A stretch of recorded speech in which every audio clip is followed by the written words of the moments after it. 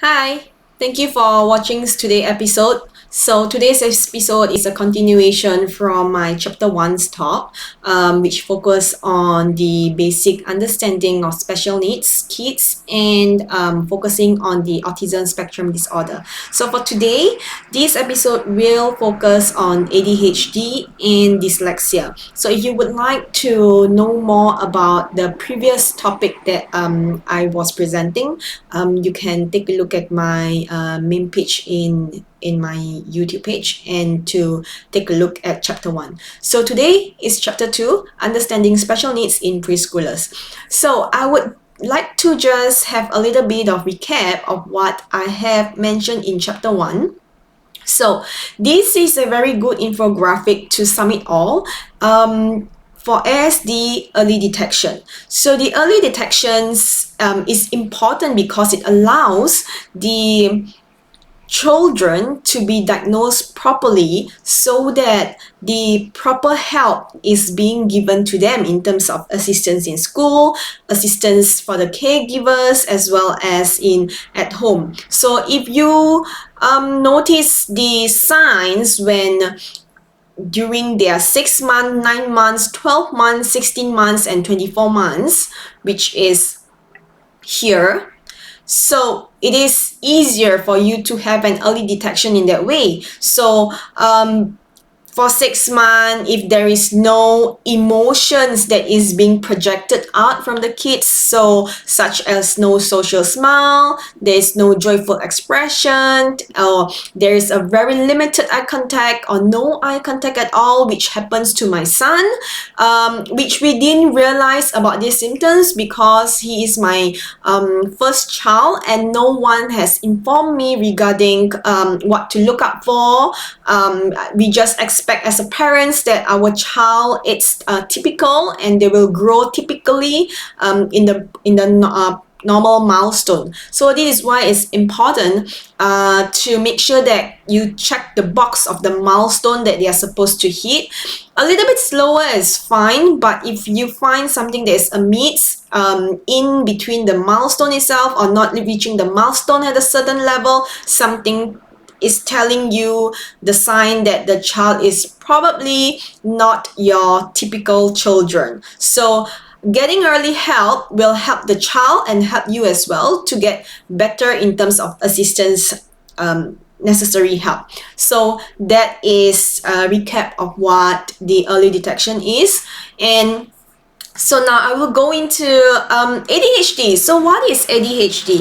ADHD stands for Attention Deficit Hyperactive Disorder. So mostly when people talk about ADHD, we always take a look at a certain kind of stereotype understanding of the characteristic as well. Mostly people will think that they are just hyperactive, so running around and the kids jumping around here and there means that they have ADHD. But ADHD is not just being hyperactive. So let's take a look at the definition of what ADHD is. So it's a persistent pattern of inattention and or hyperactivity impulsivity that interferes with functionings or development as characterized by inattention and or hyperactivity and impulsivity. So the child can have ADD or ADHD. So ADD is attention deficit disorder.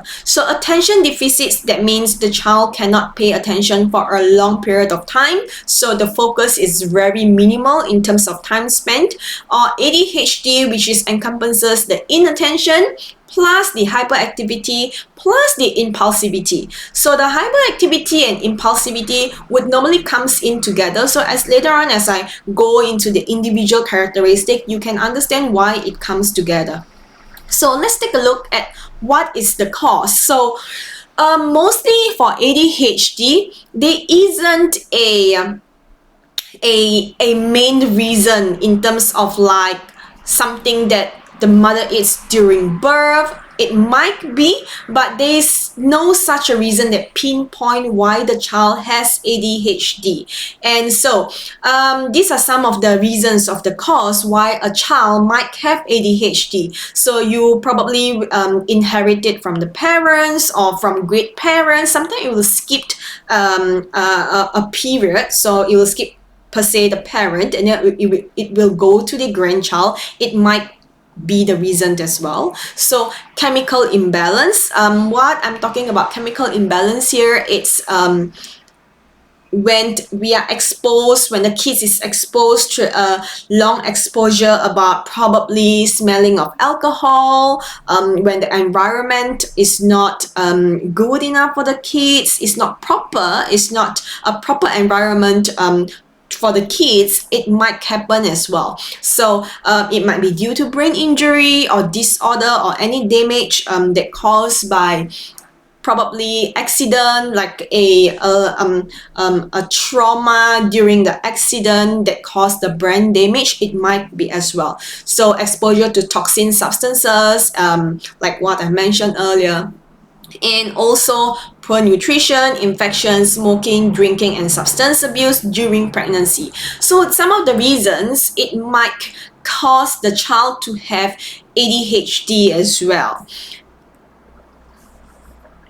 So let's take a look at inattention. So inattention is characterized as an individual moving between tasks without completing any one activity. So meaning the child is not able to focus to do one activity before the task is even finished. The child would want to go on to the next one without completing the first one. So the impulsive is there as well a little bit, because he just can't pay attention to a specific task for a long period of time, and always seems to be losing interest easily and in one task, and always divert to another. So it's something to look out for, especially for younger kids. And individuals with inattention are often easily distracted and forgetful and experience difficulties when organizing activities. So let's take a look at these little infographics that I have here. So a couple of symptoms of inattention: often forgetful, like I mentioned earlier, difficulty sustaining attention during activities, avoidance of activities that require sustained mental effort. So these are some of the reasons that these are some of the effects of child with inattention or ADD. So what happened was that my son has ASD, and sometimes I do suspect whether does he have ADHD as well, because it is quite common to have a autistic kid that double up with a ADHD disorder, or vice versa. So because of the symptoms that he had, he's not able to focus sitting down as well. So it makes me wonder whether he has ADHD or not. But because of his clinical diagnosis, he's not diagnosed with ADHD in the early age. I might be looking into going for a diagnosis later on to make sure that all the disorder that he has is being picked up, so that we know how to manage him better and to give a proper assistance in that area as well. So hyperactivity refers to excessive motor activity, and may present differently depending on the patient's age as well. So I think hyperactivity is somewhat quite common in younger kids, but it is very difficult to really pin down whether does the child is diagnosed with ADHD or not. It could be just the character of the kids, that they are very hyperactive, but that doesn't mean that the child has ADHD. So a lot of the criteria that need to be checked before before you can sort of fully say that your child has ADHD. So if you take a look at the symptoms of hyperactivity, so often talks excessively and often on the go or act as if driven by a motor. So meaning the child has a non-stop energy that always there, and often fidgets with hands, squirm in seats, so they can't sit still for a long period of time, and often leave seats in situation in which remaining seated is expected. So again, these kind of actions you often see in children, even with my son as well. He cannot sit down. The teachers will say that he often runs around during lesson time, and it's something that I really think whether hyperactivity is one of the disorder that he's having, because he sort of like check all the criterias of what I know hyperactivity kids is supposed to have. Again, it's something to look out for. But one thing about hyperactivity is that it is quite common for hyperactive kids to be, when you seek a doctor helps, is common for doctors to give a medication to calm their nerves down. So I think that's partly also because one of the reason that I did not get him diagnosed for that area. But it is up to my personal, this is very subjective. Is to my personal experience in terms of what I heard, which I think probably I should do more research into it. So I'm not sure whether medication is something that I really want to go into when he's diagnosed with hyperactivity. So I would rather at this point of time to burn out his energy. He doesn't really naps in the afternoon because he's not tired enough. So when he comes back from school, he will do a lot of physical exercise, I would say, running up and down the couch in the living room, climbing here and there, so running around, playing, chasing. So I think burning out this energy does help to make him sleep better at night. If not, when he was younger, he would normally wakes up in the middle of the night, and he can stay awake like for 2 hours. Like he can wake up at 3 a.m. and then goes to sleep at 5 a.m. and then he got to wake up like early in the morning at 7:30 or 8 to go to school. So it is not healthy for his mental health as well. So tiring him out during the day is one of my to go to sort of a remedy for now for hyperactivity that is in him. So last will be impulsivity. Is individuals with impulsive tendencies can be reckless and appear impatient, are often disinhibited in social situations, may find it difficult to wait for their turn, intruding or interrupting others' activities, blurting out answers to questions before it has been completed. So some kids in school, if you all watch Harry Potter, Hermione, it's a character with a kid. Is this character that has impulsivity because she knows the answer. She will tend to raise up her hand or just blurt out the answers before the teachers even finish her question. So this is one thing that sometimes we do see in primary school kids or secondary school kids. It's not that it's something to be it's not that it is something not to be taken lightly of as well. I think it's something to take note of, because impulsivity doesn't really come alone. So when impulsivity comes, there is a certain of hyperactivity that's involved as well. Doesn't mean that the kid is impulsive.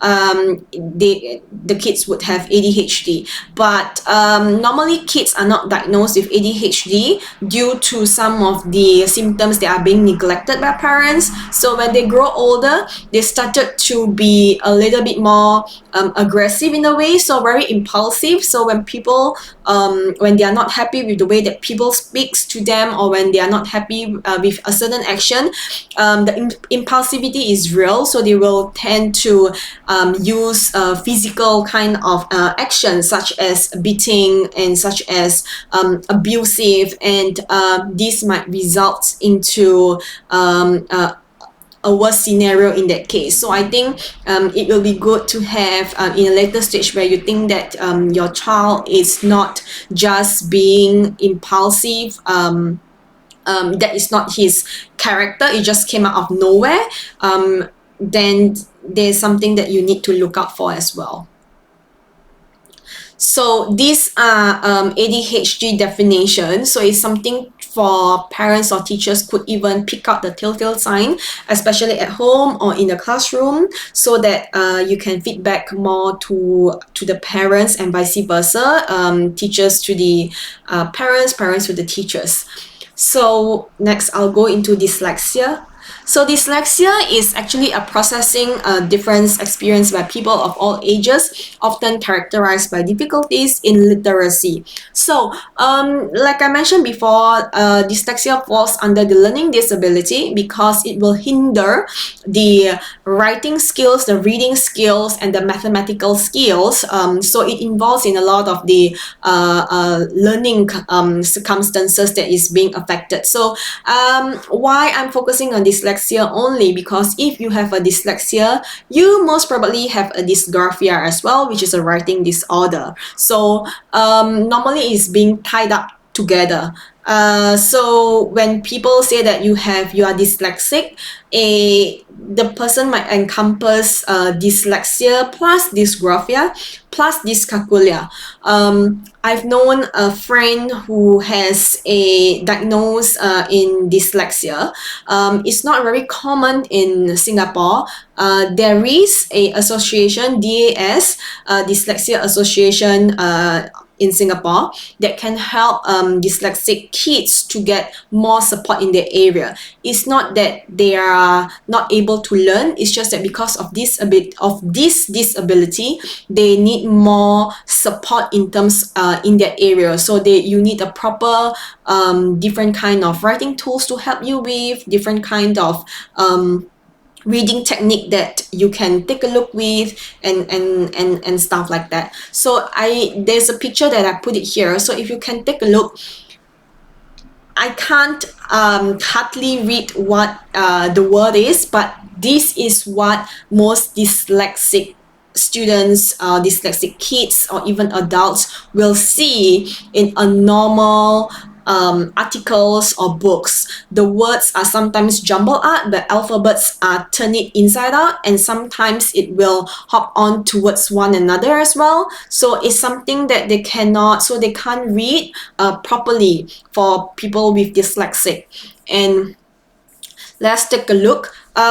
So it can affect a lot of cognitive areas as well when a person is dyslexic, such as your memory. So your poor short-term memory and working memory as well. So very difficult in remembering informations because the words will jumble up, and the cognitively they are not able to portray that from the neurological function towards to how they're gonna speak it out.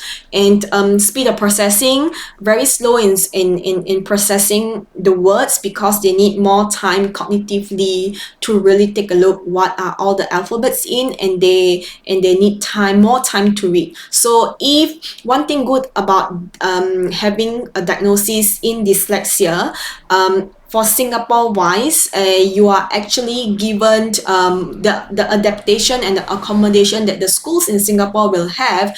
They actually give you more time to finish your exams and tests. So this is one thing that why I feel that having a diagnosis, it's more advantage and beneficial for your kids, because you will get this extra time off, more time to really help your child in their academically growing portions as well. Yeah. So and then they will have poor time management.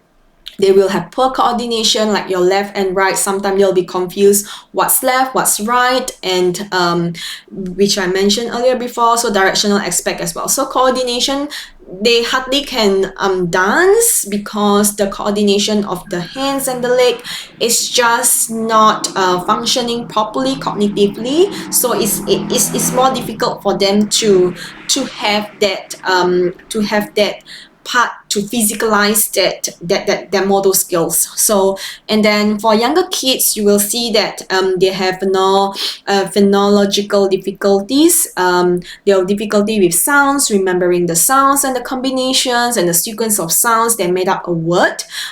Visually as well, this will affect them because they will see M and N and looks kind of similar, and U and B and D and P and Q, it will look similar to them, and words such as hat, hate, cat, is very difficult for them to process. And so for example, this picture, they may think about one thing in their mind, but when they blurt it out, they will blurt out a different word. So this is also very difficult for them to sort of like digest when they are thinking about it and make it up into a speech. So this is another example as how you see dyslexic kids tends to write. So instead of the owl was a bird, you can see that the E and the H will be on the opposite side, and then the S and the W, and then they will such like, you know, add a little bit of mistake here and there. So it is tough. So they need more time to decipher and to physicalize that out. That is why schools in Singapore actually do give more time with kids with dyslexia. Yeah, so the identification is pretty much quite easy because you can see a very distinctive difference in a typical kid with a dyslexic kid. So at around 6 to 7 years old, where they are preparing to go to primary, that's where you will have a lot of your K1 and K2 students. You will have a lot of writing skills. You start to, from there, you can actually pick out the telltale sign already. If the kids often make the same mistake, like missing out an alphabet, writing the alphabet in the opposite way, not able to write in a straight line, that is dysgraphia. So you can see and pick out a telltale sign. And I feel that as a teacher or as an educator, especially in primary school, where my era, about like 2 decades ago. So I feel that sometimes when teachers are not aware of this kind of disorder, they will tend to isolate a certain kid, like, oh, they are not a good kid, they're just lazy, you know, like a lot of labels are being put onto the kid, which is, I think, is quite unfair. The kids might be having a problem that I think teachers should be able to pick them out. So I know that usually teachers don't really have the time to do all this, but if you can know about the little bit of the telltale sign of this disorder in the symptoms, then I think it's something that you can pick out and then at least inform the parents so that the parents can do something about it. Yeah, so I put up the screening test is from the website. It's a very simple screening test that teachers can do, so at least as a checkbox, and when you feel that something is not right, you can just take a look at here and then do a little bit of assessment, and then you can let the parents know. Right, so I have some supporting documents that you can use. So this one is actually a strength and difficulties questionnaire. This is for ADHD. So if you sort of feel that the kids is a little bit of indifferent from the rest, so you can just take out the checklist and sort of like go through them, and you can do a certain checklist and then observe it for maybe 1 or 2 months, and then do a checklist a couple of times. It's easier for you to tell the parents as well, or parents can use this questionnaire as well when you're at home to pick out something that is different. If you feel that there's different in your kids, probably they don't like to sit focus on their work long enough, or they are not able to do a certain task for a very long period of time, is something for you that you can use. So this is in Word document, which I can give it to you as well if you request it from me. And this is the this is the online dyslexia test that I've given in the website. So it's a very simple test that to see whether the kids is dyslexic or not. So it's just about it's in multiple choice question about yes, no, or not sure, and the teachers can do for your kids, the parents can do for your kids. It's something that to be aware of in the initial stage. If it's worsened, then you can seek for a medical professional assistance for a doctor or in that area. Yeah, so I think this is the basic understanding of what ADHD and dyslexia kids and symptoms that they would have, they would possess, is something that teachers could really keep this knowledge in mind as well. So when you are looking out for certain kids, it's better for you in that case to even talk to the parents, right? So I think that's all for today. Thank you for listening. Bye.